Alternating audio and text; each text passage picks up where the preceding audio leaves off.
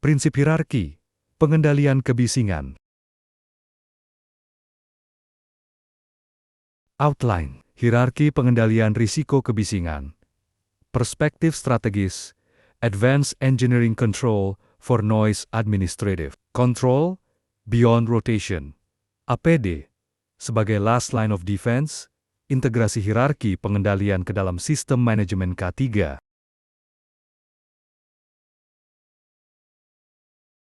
Tujuan, menjelaskan konsep hierarki pengendalian risiko dalam konteks kebisingan kerja, menganalisis efektivitas setiap lapisan pengendalian berdasarkan tingkat eliminasi risiko, menerapkan prinsip ALARP as low as reasonably practicable dalam strategi pengendalian kebisingan, mengintegrasikan hierarki pengendalian kebisingan ke dalam sistem manajemen K3 dan continuous improvement.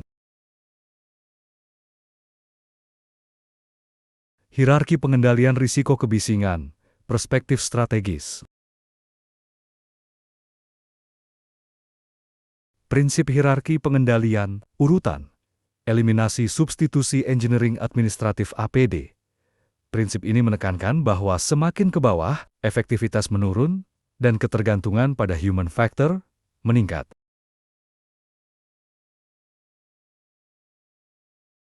Hierarki sebagai framework strategis. Hierarki berfungsi sebagai framework pengambilan keputusan berbasis risiko, bukan sekadar daftar prioritas. Setiap opsi harus dinilai dari sisi biaya, kelayakan teknis, dan dampak residu terhadap kesehatan pekerja.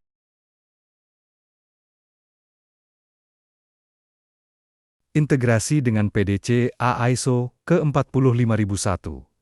Dalam siklus Plan DOCAC, hierarki mendukung Plan, memilih kontrol sesuai risiko. DOE implementasi teknis dan administratif. Cek, monitoring efektivitas. Act, koreksi dan peningkatan berkelanjutan.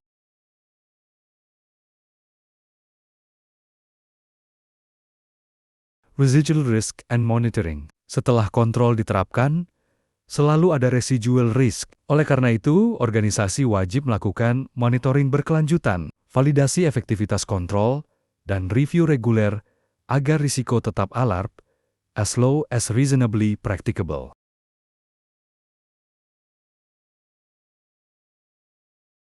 Advanced Engineering Control for Noise.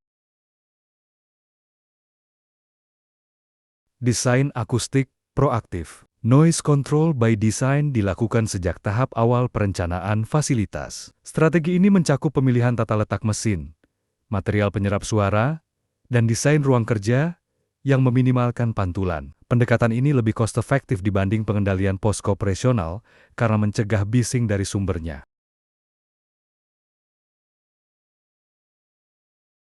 Noise enclosure and barrier. Enclosure dan barrier efektif menahan atau meredam kebisingan dari mesin. Pemilihan material akustik misalnya busa peredam, panel isolasi dan desain pemasangan harus mempertimbangkan frekuensi dominan dari sumber bising. Ini bukan sekadar pemasangan fisik, melainkan bagian dari strategi engineering berbasis analisis frekuensi.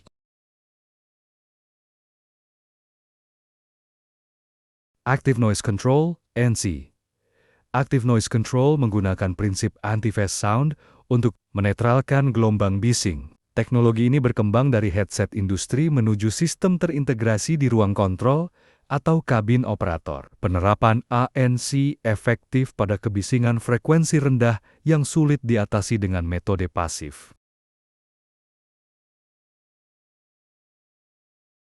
Integrasi dengan aset manajemen, engineering control harus diintegrasikan dengan aset manajemen and life cycle cost analysis, perawatan preventif, pemantauan kondisi mesin, dan evaluasi biaya jangka panjang membantu memastikan kontrol kebisingan tidak hanya efektif, tetapi juga berkelanjutan secara finansial.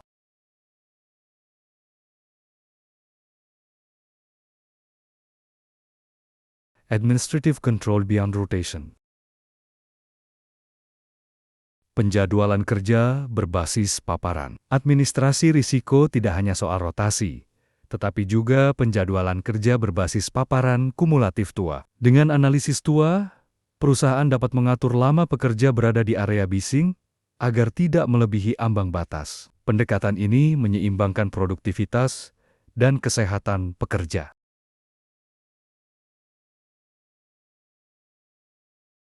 Integrasi dengan fatigue management. Job rotation harus dikombinasikan dengan fatigue management system. Kebisingan sering mempercepat kelelahan, sehingga integrasi ini membantu mencegah penurunan kinerja dan risiko kecelakaan. Pengaturan shift, waktu istirahat, dan kontrol stres kerja menjadi faktor penting. Teknologi komunikasi di area bising. Komunikasi di area bising tidak dapat mengandalkan suara. Dibutuhkan visual, signal digital signage, atau sistem lampu indikator untuk menyampaikan instruksi penting. Dengan pendekatan ini, risiko miskomunikasi berkurang sehingga meningkatkan keselamatan kerja operasional. Evaluasi efektivitas administratif. Evaluasi administratif tidak cukup menggunakan lagging indicator. Misalnya jumlah kasus, Pak. Perusahaan perlu mengukur leading indikator seperti kepatuhan SOP, penggunaan jalur komunikasi visual, dan kepatuhan rotasi. Pendekatan ini memastikan kontrol administratif benar-benar efektif.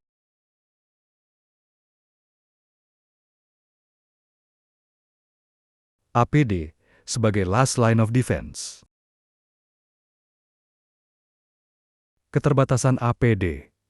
Alat pelindung diri APD adalah lapisan terakhir, bukan solusi utama. Kendala utama ada pada human factor, ketidaknyamanan, penggunaan tidak konsisten, atau salah cara pakai. Oleh karena itu, perusahaan harus memastikan sosialisasi dan pelatihan penggunaan APD berjalan efektif.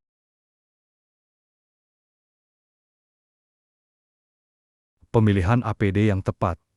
Pemilihan APD harus sesuai dengan tingkat kebisingan dan karakteristik pekerjaan. Faktor utama yang diperhatikan adalah Noise Reduction Rating (NRR), serta kesesuaian dengan durasi pemakaian. APD yang terlalu kuat meredam juga bisa mengganggu komunikasi kerja.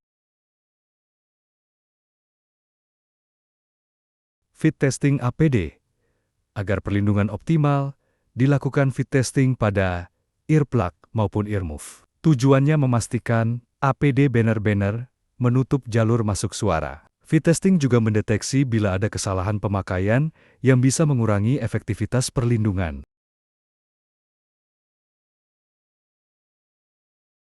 Meningkatkan kepatuhan APD.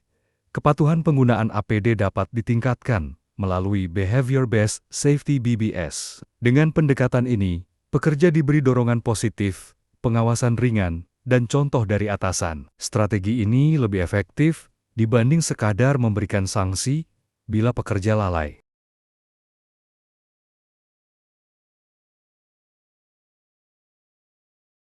Integrasi hierarki pengendalian ke dalam sistem manajemen K3.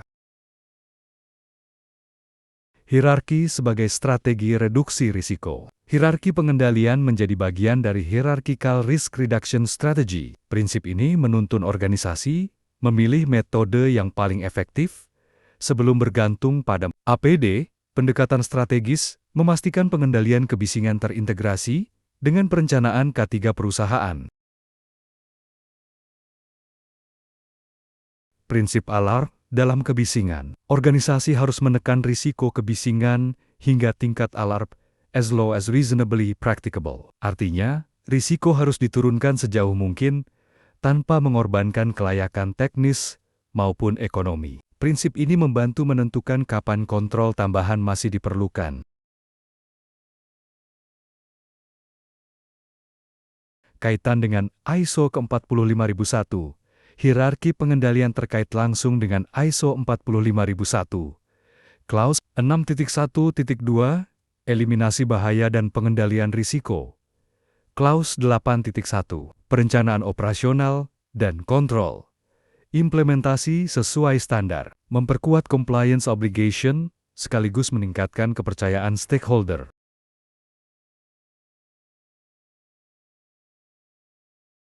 Evaluasi and continuous improvement. Efektivitas kontrol harus dievaluasi melalui audit internal, review manajemen, dan feedback pekerja. Hasil evaluasi menjadi dasar perbaikan berkelanjutan, continuous improvement dalam siklus PDCA.